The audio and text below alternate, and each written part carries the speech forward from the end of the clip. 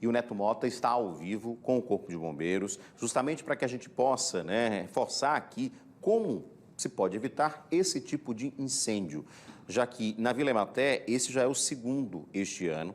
Então, vamos ao vivo com o Neto Mota. A gente sabe que material reciclável geralmente é altamente inflamável, ou seja, tem papel, tem plástico. Então, assim, basta um pequeno início de incêndio que pode gerar um incêndio de grandes proporções, como nós vimos esse que aconteceu na madrugada de domingo. Não é, Neto? Boa noite, mais uma vez.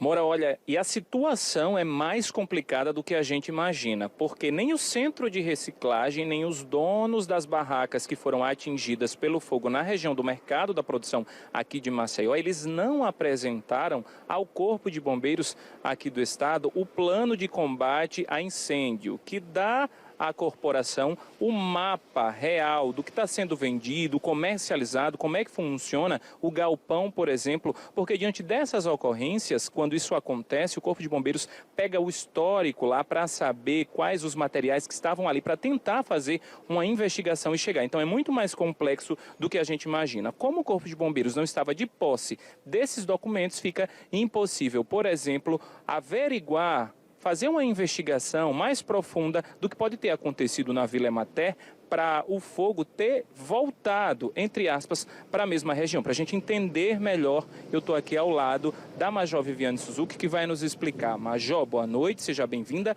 ao Cidade Alerta Alagoas. E é isso, né? Tem que haver a apresentação desse documento, porque de posse e no registro do Corpo de Bombeiros vocês conseguem mapear, é mais ou menos assim, né? Isso, na realidade, ao fazer uma busca, sobre esse projeto e sobre a certificação desses estabelecimentos, não encontramos em nossos sistemas a questão do projeto com relação a esses estabelecimentos. Então, o que a gente preconiza sempre, a gente vem sempre batendo no martelo, é a prevenção. Qualquer estabelecimento comercial, ele tem que ter uma certificação do Corpo de Bombeiros. Até porque, para ele saber e a gente orientar quais são os preventivos de incêndio, contra incêndio, que eles devem ter, quantitativos e posicionamento deles, para que numa ocorrência como essa a gente saiba de que forma atuar, a gente saiba onde tem um hidrante, a gente saiba onde tem um preventivo, um extintor e o tipo de extintor de acordo com o material inflamável. Qualquer estabelecimento comercial tem que ter a nossa regulamentação, a nossa regularização. E isso é primordial para qualquer tipo de combate, de qualquer tipo de prevenção. O que eu quero dizer, mais uma vez, bater no martelo. Se for um estabelecimento, até, às vezes é isento de regularização nesse porte, até 20 metros quadrados, tranquilo, mas acima disso tem que ter. Eu te digo, isso não quer dizer que não vai acontecer um incêndio num estabelecimento que esteja regularizado. Não é isso. Porém, os preventivos e a forma da gente agir naquele incidente, naquele acidente, é muito mais facilitado de acordo com os preventivos presentes. Major, e como é que se faz? O dono do estabelecimento consegue no site do Corpo de Bombeiros, por exemplo, ou tem que ir até a corporação pegar a lista do que precisa ser apresentado? Como é que tem que fazer? Olha só em ele entrar no site do Corpo de Bombeiros, ele vai conseguir ter acesso a toda a documentação que ele necessita para dar entrada nesse processo, inclusive a dar entrada no processo.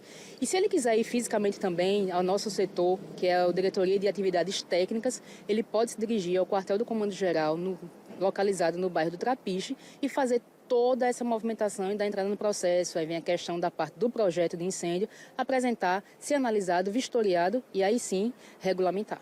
E tem alguma categoria de maior risco, de menos risco? Porque a gente viu que na Ematé, por exemplo, tem muito plástico.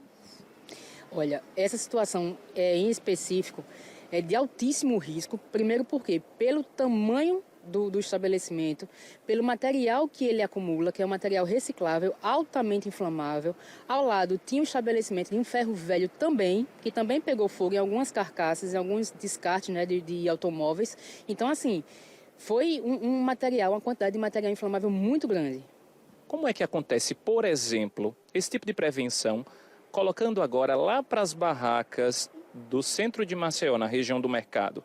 Se eles tivessem apresentado esse documento, quais eram as recomendações? Porque a gente vê que também é um material que pega fogo com facilidade. São extintores que se espalham. Qual é a recomendação geralmente? Olha só, em relação ao mercado da produção, mesmo que ele tenha que é possível que ele tenha a regulamentação, pode ser que esteja vencida, não estou afirmando, mas pode ser que ele tenha. O que acontece? A base, a parte principal, que ele tem aquela aprovação, com o longo do tempo, as pessoas vão instalando barracas irregulares, as pessoas vão colocando barracas em locais que não estão dentro do projeto. E isso é um risco muito alto, porque a gente regulamenta uma barraca, 2 barracas, em tal local específico. Distingue quantos extintores tem que ter, qual a carga preventiva que tem que ter. Aí vem algum comerciante, algum empresário e coloca barracas extras em locais que não são autorizados pelo Corpo de Bombeiros. E isso já gera um risco muito alto. Major, tem muita gente perguntando o que pode ter acontecido para a volta do fogo na mesma região, no mesmo local, lá na Vila Ematé. Tudo isso que a senhora explicou, né? Fica difícil diante da falta de informação. Olha só, realmente assim, uma situação meio que inusitada, no mesmo local, em pouco espaço de tempo, aconteceu um incêndio de grande proporção. O que a gente pode te dizer? Não tenho como precisar causas de incêndio, porque isso só apenas após uma perícia de incêndio que é acionado da empresa para o Corpo de Bombeiros. Eles têm que solicitar da gente essa perícia.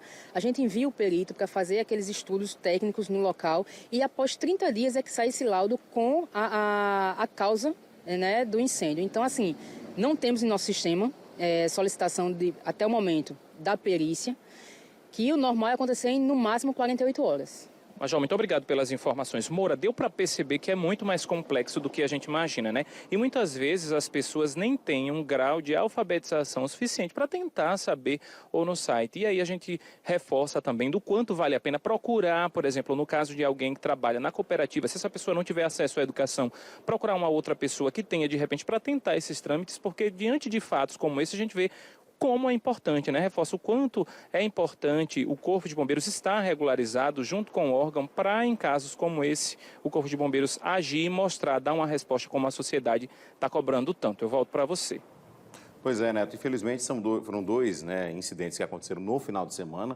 É claro que tem características próprias de cada um deles, né, e eu concordo com a nossa entrevistada de que realmente, no caso da central de reciclagem, né, deveria haver até um cuidado maior, porque era um estabelecimento grande, né, que precisa ter um alvará de funcionamento, enfim, todas as regras ali, tem muitas pessoas trabalhando, e é uma situação diferente das barracas, porque assim, as barracas, no caso, a prefeitura até disse que elas não eram nem permissionárias, ou seja, já funcionavam lá há um bom tempo, mas aí ia ficar até difícil você exigir, seria ideal que existisse de fato, não é? Vistorias, enfim, toda a parte de segurança também. A gente sabe que muitas ali têm gambiarras com energia e isso facilita, claro, o início de um incêndio. Mas tomara que os 2 casos, né, apesar da gente ter mostrado aqui, inclusive, muitos prejuízos, graças a Deus ninguém ficou gravemente ferido e que possa servir de lição para que possamos evitar problemas maiores no futuro. Obrigado, Neto, pelas suas informações ao vivo, né? Infelizmente,